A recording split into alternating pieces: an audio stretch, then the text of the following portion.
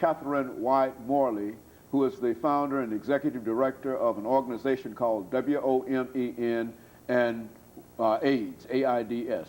And of course, Ms. Wyatt-Morley, before we finish the show today, let's give you an opportunity to talk about how our audience and others might be able to assist you in doing what you're doing. I know that to produce a book is a very, very expensive proposition, Yeah. and to give it away is a much more expensive proposition. But how can they help you do what you're trying to do in terms of dealing with this disease? That's what we want to try to deal with over the last 6 minutes we have. Thank you so much for asking that question. Yes, you can please contact us at 256-3882. We need all of the volunteers that we can possibly get. We have taken on a large undertaking. You're absolutely correct in the book. It is expensive. We give it away, but there is a cost somewhere. We are a nonprofit organization. All of the donations are tax deductible. We desperately need your support. $50, $100 helps us do our work. We are in the street every day, 6 days a week. We provide referral assistance in housing and food. We help people acquire their drugs and medicine. We do a lot of counseling. We are in the process of setting up to become a testing site. There are many, many women, black, white, heads of households, single, crack addicted, just women that are married, women that are just everyday, ordinary women that could use your support. Every tax-deductible dollar that everyone can donate will help to go a very, very, very long way in supporting the Nashville community. We really, really could use the audience support. And of course, you've also mentioned that you've had an opportunity to appear in several other forums dealing with this, and so the organization is going much beyond Nashville now. Is that what we're saying? Yes. I have appeared on CNN in '97, inducted into the Women's National Hall of Fame in '97.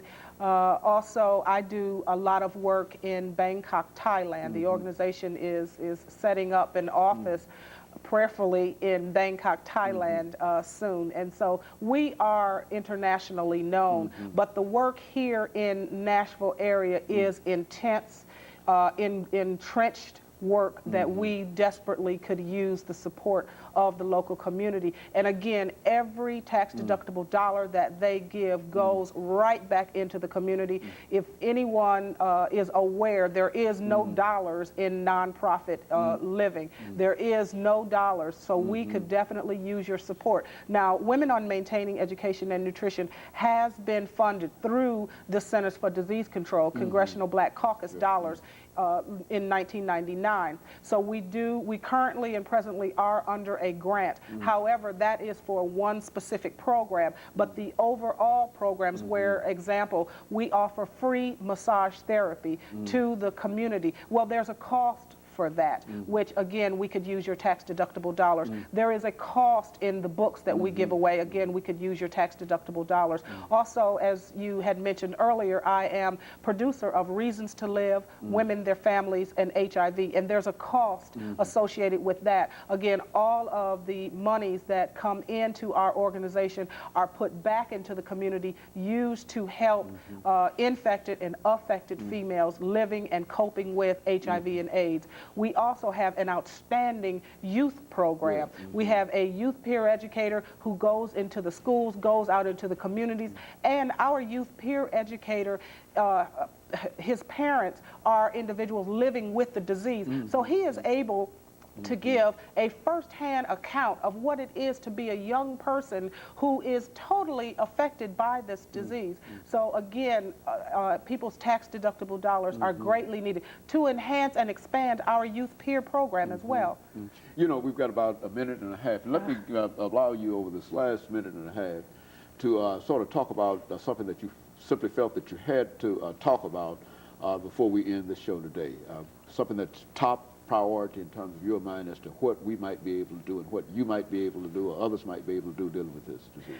I think the thing that touches my heart the most is if we can come together as a people, not black, not white, just a people. If we can come together as a people and have open forums, open dialogues discussing HIV and AIDS, we can eradicate and eventually eliminate this disease. I think that is the most important thing that I can say, despite everything. If we begin to have open dialogue, open discussions, talking in churches, in synagogues, across the United States, especially and primarily in Middle Tennessee, where sexually transmitted diseases, again, are skyrocketed. If we can have open forums and open dialogues to discuss HIV and AIDS, we can reduce rates of infection in Nashville, right here at home. Very good. And of course, during this last half minute that we have here, Ms. Catherine Wyatt-Morley, let me thank you for coming by and giving us this excellent information today. Thank you. And to really applaud the courage that you have, because as we indicated earlier, we've had a number of individuals to come by to talk about themselves being impacted by this disease. And we know that it takes a lot of courage to make a decision to come out and say that, yes, I do have this disease, but I am willing to work in order to keep other folks from having the same kind of problems that I'm having. And of course, I think that you're doing an excellent job, and we certainly applaud you for that. Let me encourage our audience to tune in again next week for another informative edition of Comments. Thank you, and good morning.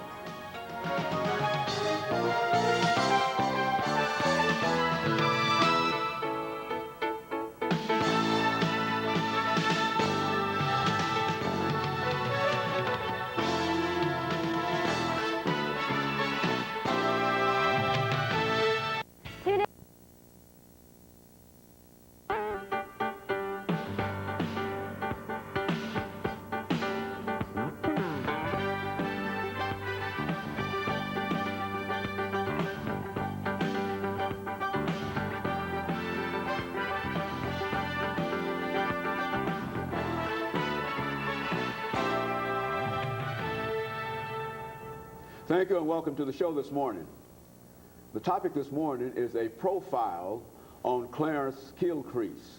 As a matter of fact, I think the title is The Radio Career of Clarence Kilcrease.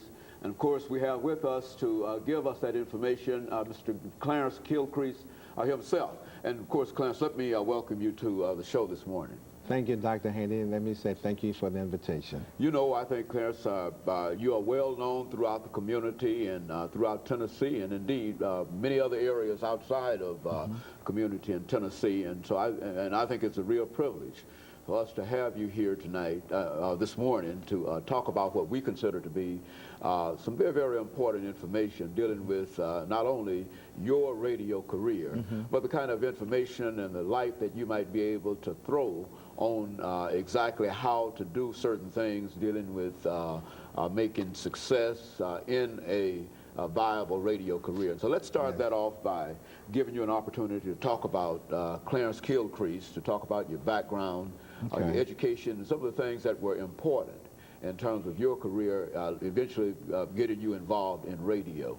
Okay.